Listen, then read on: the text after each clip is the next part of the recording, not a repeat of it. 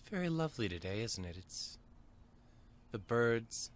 They're all like chirp, chirpity chirp chirp, and then there's the wind that's all like.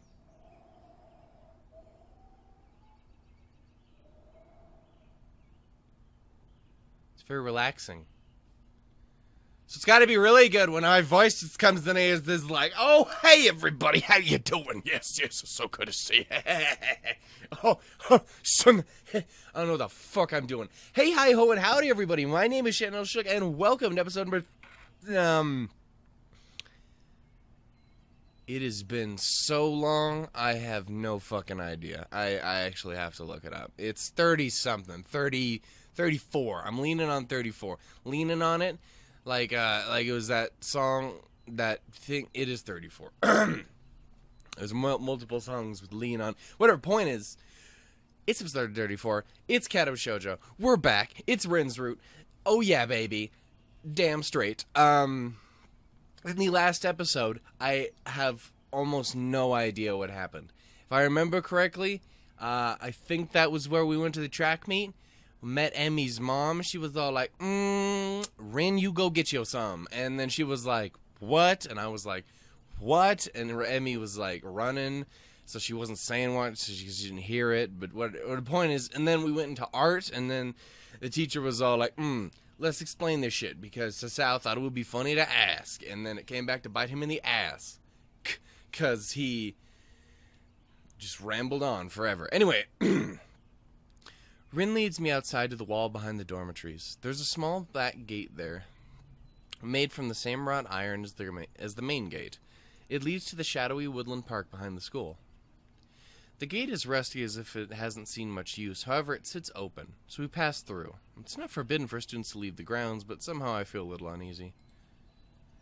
A path leads deeper into the forest. Tall Zelakova and... I'll just say that's correct. And maple trees rustle in the wind, their canopies creating patches of chill air hanging in the places where the shadows fall. The forest smells strongly of earth. I almost feel cold, even though the midsummer day is as hot as ever. It's hot as shit over here. Fucking melting the past few days. Anyway, Rin trudges ahead like a sleepwalker, sure-footed but with no apparent destination in her mind. Her thoughts seem to be elsewhere. I follow a few steps behind... or somewhere else, elsewhere. It's the same basic premise, taking more care to watch where my feet land.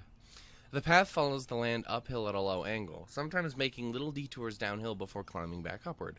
The muted brown and gray trunks line the path of both sides, peppered with ferns and other undergrowth.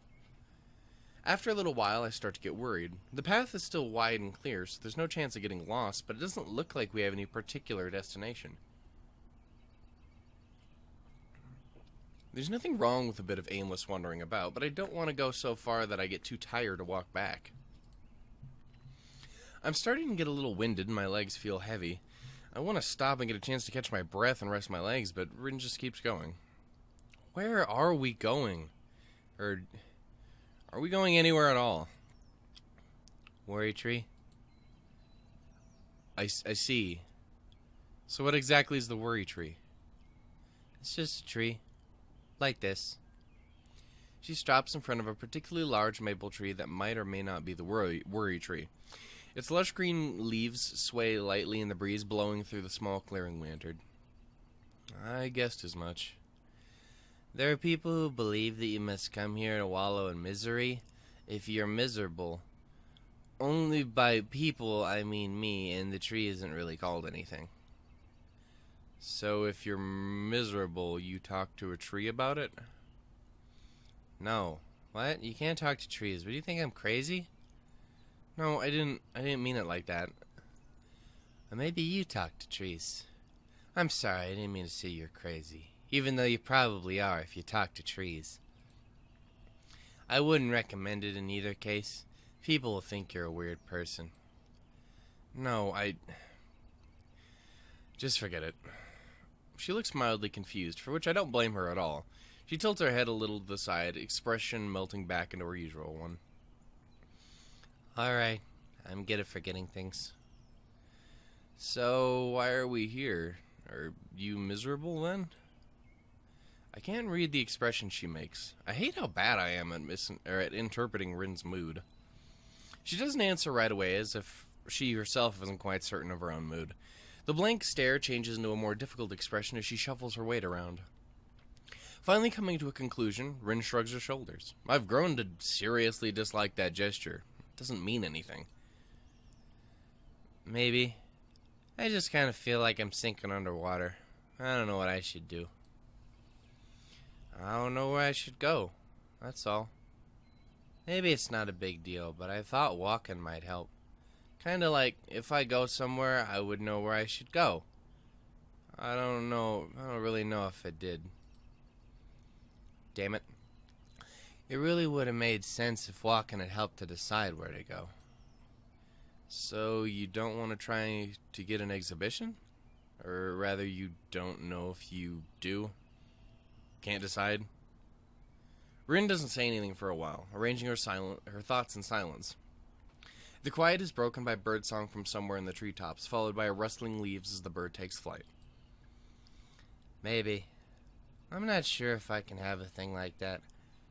So far, I've only ever painted for myself. I don't think I could have things on display the way I am now. This me couldn't do it. Her reason sounds like a weak excuse. I make my trademark frown, but she doesn't really notice it. I don't get it. The teacher certainly thinks you could. I don't think he had suggested otherwise.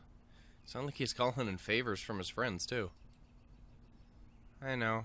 He's really done a lot for me, but this might be too much. Becoming someone who can do it might be pretty hard. Maybe I couldn't do it at all. He can't do it for me, and if I let him try, I'd just sink deeper and deeper. Rin stands in front of a large maple and turns away from me. I want to close the few feet of distance between us and... I don't know. My irritation's suddenly gone and I start feeling sympathy for her. I know exactly how you feel. Well, maybe I don't, but still. I think I haven't felt like I was actually in control of my whole life this year. I'm just helplessly going along with the flow. Like coming here to the school, I didn't really choose it myself, and I certainly didn't choose this time in my life to learn that I have this condition. I still can't casually say the word aloud. It's like... yeah, it's like being underwater. Like I can't even breathe. Rin turns to face me again, a sad expression on her face. Is that why you look so sad all the time? I don't want to look sad like you. Do I look to you like you look to me? Well, I don't look sad all the time. I don't know what I should be feeling. What kind of face I should be making. Me neither. Do I look sad now? Not really. You kind of look like you always do, I think. She absolutely looks sad. But I'm sinking. I should try to float up like a rubber duck. Quack, quack, all yellow and creepy. I have to think for a few seconds about which direction I pursue in this conversation. Then I realize it probably doesn't really matter. You think rubber ducks are creepy? You don't? I think they look very creepy. Everything that has eyes but isn't alive is very disturbing. Like rubber ducks and reflections in mirrors. She plops down on the forest bed, leaning up on the maple she named the worry tree. After wondering what to do for a minute, I sit down too, 3 feet apart from her. I'm glad you took the time to measure it, my friend. The forest envelops us in its embrace, and its stillness falls upon the two of us. We sit there without speaking a word for a long while. I can literally feel the time passing. Patches of sunlight litter the small clearing in a pattern that echoes the maple canopies. One of them falls directly on me, warming me all the way to the bone. I wonder what I could do for myself, and maybe for Rin. For now, I just keep watching her from this distance. Sometimes she cranes her neck back, or all the way back, so much that it looks almost painful, and stares up at the small patch of sky visible past the canopy of the worry tree. Sometimes she just stares blankly ahead as if seeing something just beyond her reach. She keeps whispering to herself, but so quietly that I can't hear her. Goddamn, I'm dying. Even though I'm sitting right next to her. I only see her lips moving, like she was in the middle of a distant dream.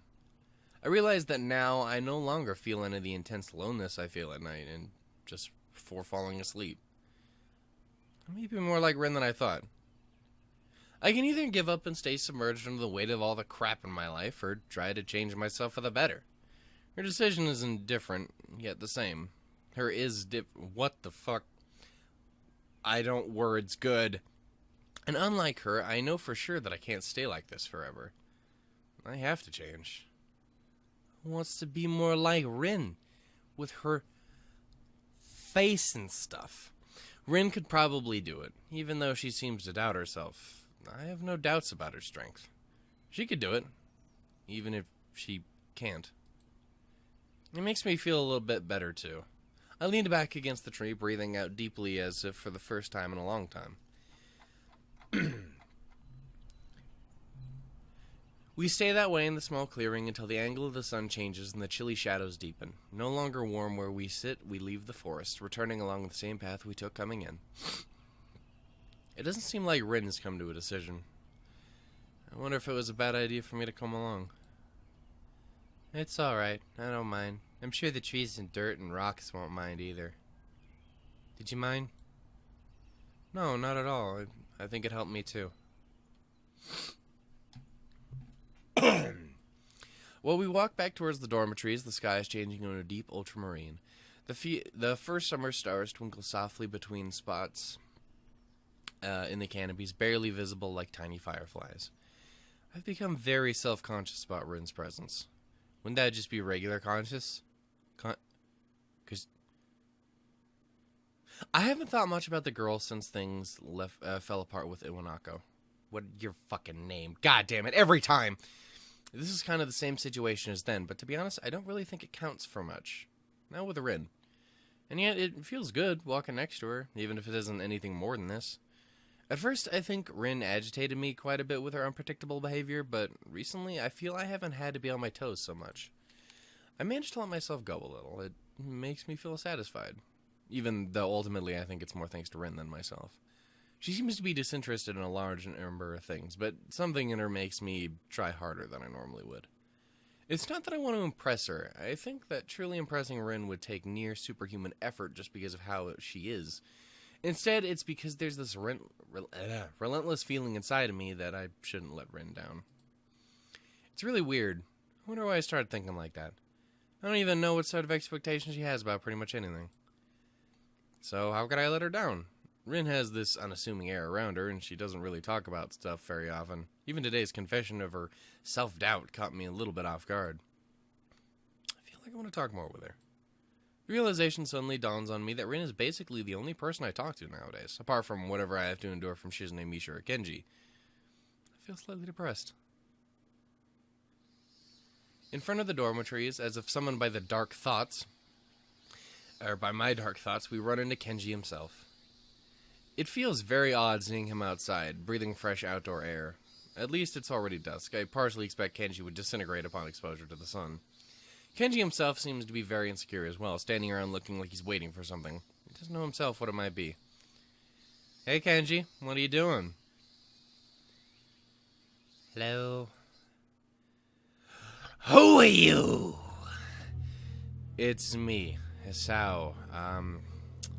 Not sure if you know Tezuka from class 3-4. From his face, I can see that not only he doesn't know Rin, but he also cannot see her from the short distance. Oh, sup, dudes. Motherfucker. Kenji sticks his hand out enthusiastically forward, almost straight into Rin's stomach. Rin looks at his outstretched hand in confusion until Kenji clears his throat and retracts the hand. There's something almost cool that he manages to do with the so-called... God damn it. With social awkwardness. It's not like I'm the most suave man on the planet, but I don't think I'll ever be able to even approach Kenji's level. I think I respect Kenji a little bit more. So, you're waiting for someone? He leans closer and lowers his voice to an agitated whisper. I see his facial muscles twitching. Come on, man, you know I can't talk about stuff here in public. They might be listening. Sons of bastards everywhere. I'm gonna have to go pick something up from somewhere. I don't want those snooping student council hags to get on my case. Also, I don't trust your friend. Nothing personal, but are you sure he's trustworthy? I briefly considered telling Kenji about Rin's gender, but as it might end up badly for one or the both of them, I decide against it. Yeah, no, I'm sure. He turns from me to Rin, and I immediately get the feeling that I have to prevent them from talking to each other with whatever means necessary. However, there's little I can do now apart from physical violence. In that case, would you be interested in knowing that the worst threat to mankind since they invented vegetarianism? He sounds like a vacuum cleaner salesman. I thought it was Sunday. I see you're not in the know. Yeah, man, I'm talking about man-eating crows here. Yeah, some few people know what I know, so I'm not surprised. We can't talk here, but if you'd like a pamphlet, come to my room after curfew on Mondays or Wednesdays. He suddenly reaches into his pocket and draws out a ballpoint pen and what looks like a convenience store receipt. Kenji furiously scribbles on the scrap of paper and then thrusts it towards Rin. Fucking Christ. Here's the password. Memorize it and then eradicate any trace of this document. Eat it, burn it, dissolve it in acid, whatever you gotta do. Set that shit aflame. I take the receipt from Kenji as Rin is unable to and glance at it. It is indeed a receipt, apparently for 2 rice balls and 5 boxes of matches. I hope he's not planning to burn anything down. On the other side is written just one word. Honey muffin. I love it. I show it to Rin too, but she shows no reaction. Thank you. Yo, Sal, you still in that club? The Club of Dark Arts. Fine art. And anyway, yeah, I actually just had a meeting today. Still got your wits about you. No shady mind tricks going on? Nothing personal, man, but I have to be on top of things. Can't get out with my pants down. Speaking of which, you should really take showers a bit later. Gotta respect that personal space, nothing personal. Kenji looks around as if he heard something and then straightens his jacket. Okay, I gotta scoot now before it gets too late. Later, dudes. Good luck. Yeah, fuck out of here. Run along. Honey muffins. Yeah. Shit. Genji takes off rapidly towards the main gate. Rin looks after him, frowning.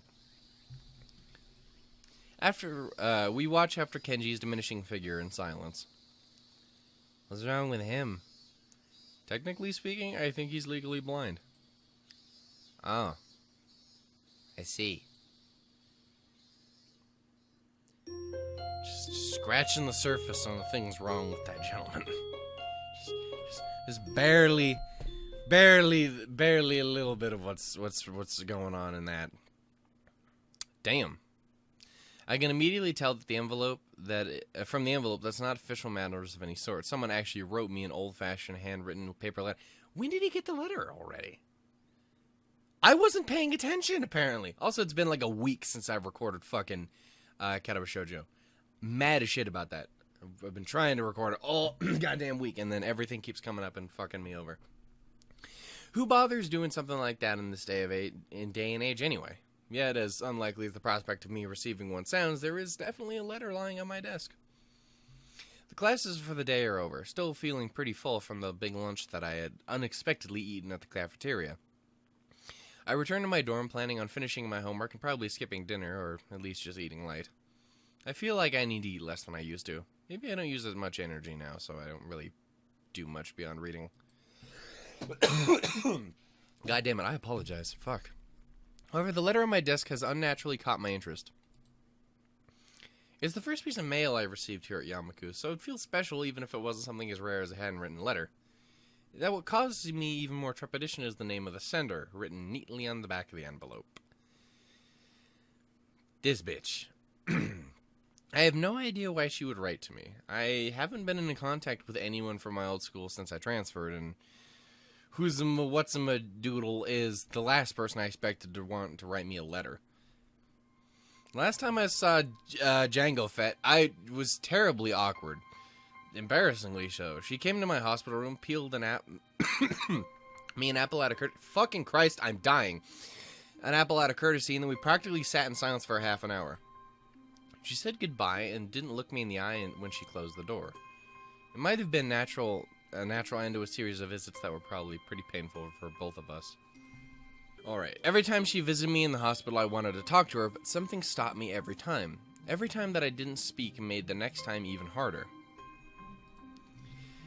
Fucking Samwise Gamgee always thought that this aura of fragility, fucking Christ, always had this aura of, see, the fucked up part is I said Samwise Gamgee because I was making a joke, because I don't know her fucking name, and then every time I was going to replace it with a different name, so I said Jango Fett last time, and then I go over here and try to do it this time, and you know what happens? It's because I said Samwise, I'm like, oh, that's a dude, and then I remember, oh, we're talking about a lady who is not a dude, and then I fuck myself over, sexually and or otherwise, in the most uncomfortable of positions, in locations, the back of a Volkswagen. Who's and what's it always had this aura of fragility around her, is if she'd shatter to pieces the slightest disturbance. Initially, I thought it might have been that delicacy that attracted me to her, but after what happened back then, it felt as if she really had kind of shattered. There's one thing I will say, yeah, no, it's gotta feel pretty fucked knowing you almost killed a guy. Because you were like, I want me some of that. And then he's like, that's love. Fuck! And then just, like, dies. But doesn't really die, but does have his life completely fucking ruined. And I'd feel a little bad about it, too. Especially if I was a fan of that individual. She looked so sad that I didn't want to say anything that might upset her, and I never could figure out the right words to say. Isn't that always the way? I told her that it wasn't her fault. She nodded, and I really think she understood. And I really think she understood that if I hadn't been that, then sooner or later something else would have made my heart give out. This is true. Still would suck to be that person. Yet she looked so hopelessly sad every time she opened that door and entered my room. So I never managed to say the things I wanted to say. In the end, that might have hurt her even more. Carefully, I opened the envelope and drew out the folded letter from within. Dear Sal, how are you? I hope you're well and happy at your new school. Everyone misses you. Why do I sound like a 4-year-old? Also, almost all of our second year class got put together with 3-1 for the final year, so we're pretty comfortable right at the beginning of the year. I'm sure you had a science class as well. It would have been great. You'd love it. The mood among the third-year students seems to be very anxious about the final exams, even though they were far away. The teachers are battering us about it all the time, and even Mr. Tachibana, who's, by the way, our homeroom teacher this year. Would you believe that shit? It's crazy. It's a crazy wackadoo, and I'm sure he retired after our second year, and here he is nagging about everyone about the studying for exams, and oh my goodness, and over here, and his letter keeps going. I think things like this are the main reason why the mood among us third years is so nervous. I just think that some of losing my confidence in myself was, even though I always fared reasonably well in exams, that it's so weird that you think we're seniors, and it's crazy. It's so crazy. It's so weird, crazy. Time is really flown past. It's crazy. It's like fly like an eagle into the future. Don't remember if that's the lyrics to that song, because I only ever heard it from a second party. Anyway, I wonder where it went, you know? The new first year seems so young and it was very innocent. I was wondering, should I keep in first year? It's feeling nostalgia this whole time for a semester. It's so great. The things I want to say, because I'm writing the year, because I felt like there are things I should have said off the incident back in winter, and I really regret that I wasn't able to say nothing piss, and I don't really have any excuse for it. I have a mouth. I could have used it. It would have been alright, I think. Anyway, and it was like, the truth is, the times that visit you in the hospital made me worried about you, and I am always talking about your health. Not always. I mean, the opposite of what I had just said. You seem to become more distant and disheartened, and you were very sad. It was natural after something had happened, I'm sure, but somehow I got the feeling that you'd given up on something back then. Happiness, fucking touching yourself, I don't know. You were just done with things for a while. That also raises a question. How's that been? I haven't ever considered it.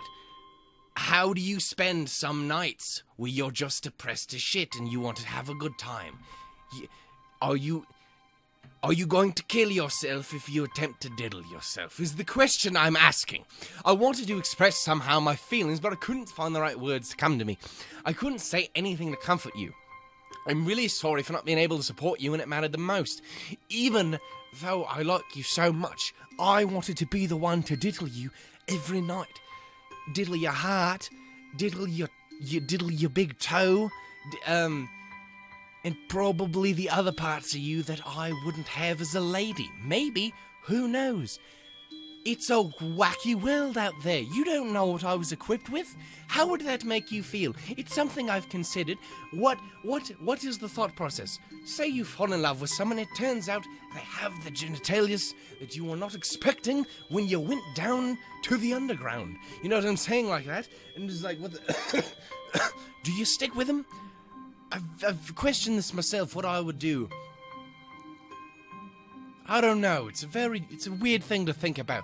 At least now, finally I can be more honest. Shit, it just keeps going.